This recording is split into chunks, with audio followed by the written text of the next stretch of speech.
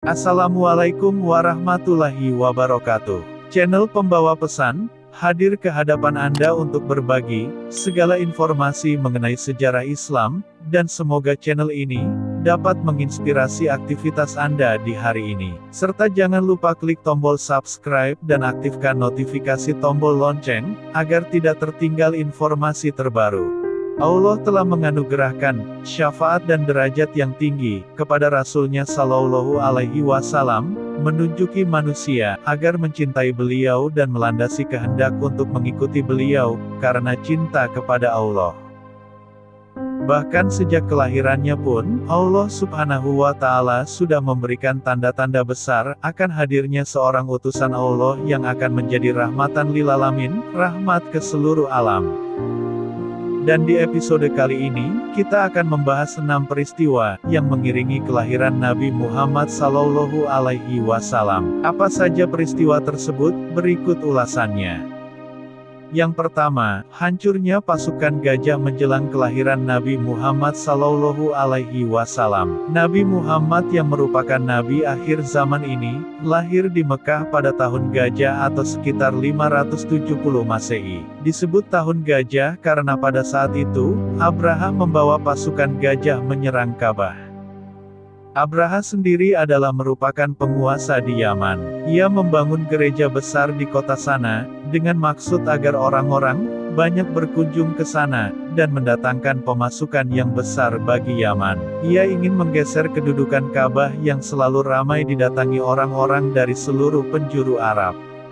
Namun, bangunan yang megah dan indah itu tak kunjung ramai. Abraha sangat marah, kemudian Abraha pun menyiapkan pasukan dalam jumlah besar, yang sebagian besar mengendarai gajah. Orang-orang Mekah yang mendengar kabar itu pun, merasakan adanya ancaman besar. Bahkan Abdul Muthalib, kakek Nabi Muhammad Sallallahu Alaihi Wasallam, yang sebagai pemimpin Mekah saat itu pun, tak bisa berbuat banyak. Dikarenakan sebagian besar pasukan Abraha mengendarai gajah, maka ia pun menyerahkan perlindungan Ka'bah sepenuhnya kepada Allah.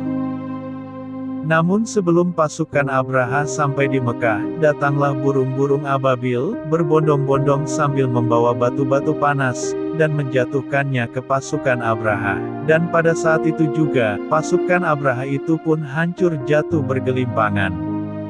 Kedua, keluarnya cahaya saat kelahiran Nabi Muhammad Sallallahu Alaihi Wasallam. Peristiwa yang tak kalah ajaib adalah keluarnya cahaya saat kelahiran Nabi Muhammad. Cahaya itu keluar dan menerangi ke arah istana di Syam. Jika peristiwa gajah diabadikan Allah dalam surat Al-Fil, keluarnya cahaya ini diriwayatkan Ibnu Sa'ad dan Imam Ahmad. Ibnu Sa'ad meriwayatkan, bahwa Aminah, ibunda Rasulullah berkata, setelah bayiku lahir, aku melihat ada cahaya yang keluar dari jalan lahirnya, menyinari istana di Syam. Peristiwa ini, memberikan isyarat bahwa kelak agama Islam yang dibawa Rasulullah Sallallahu Alaihi Wasallam, akan sampai ke Syam, yang saat itu masih di bawah kekuasaan Romawi. Dan kita kemudian bisa melihat sejarah, Syam menjadi negeri Muslim. Baitul Maqdis dibebaskan pada masa Khalifah Umar bin Khattab. Bahkan Damaskus menjadi ibu kota pada saat khilafah Bani Umayyah. Ketiga, bintang besar bercahaya. Para ahli kitab, kaum Yahudi dan Nasrani, melihat bintang besar dan bercahaya begitu terang, tepat di malam kelahiran Nabi Muhammad Sallallahu Alaihi Wasallam, yang mana sebelumnya bintang itu tidak pernah terlihat. Dan di antara mereka ada yang berseru, Nabi penutup zaman sudah lahir. Kabul Akhbar berkata, saya telah melihat di dalam Taurat bahwa Allah Ta'ala telah mengabarkan kepada kaum Musa tentang saat lahirnya Muhammad Sallallahu Alaihi Wasallam. Sesungguhnya bintang tetap yang telah kamu ketahui itu, bila ia bergerak dari tempatnya, menandakan bahwa Rasulullah Sallallahu Alaihi Wasallam telah lahir. Dan benar, ketika Nabi Muhammad Sallallahu Alaihi Wasallam lahir, bintang itu pun bergerak dan pindah dari tempat asalnya. Maka para ahli kitab itu, semuanya mengetahui bahwa Rasul yang diberitakan Allah itu telah lahir ke dunia. Namun mereka tetap merahasiakannya, yang disebabkan karena kedengkian mereka. 4. Runtuhnya 14 balkon Istana Kisra. Guncangnya istana Kisro di Persia, dan 14 balkon istana Kisro itu rubuh semua tanpa sebab. Dan pada saat melihat hal tersebut, Kisro sangat khawatir. Lalu ditanyakanlah kepada para peramal dan dukun-dukunnya perihal tersebut, dan dijawablah oleh mereka, kejadian ini menandakan bahwa kekuasaan Persia ini hanya tinggal 14 orang saja. Yang mana raja menilai hal ini akan terjadi setelah 1400 tahun lagi, karena masing-masing raja mempunyai kekuasaan 100 tahun.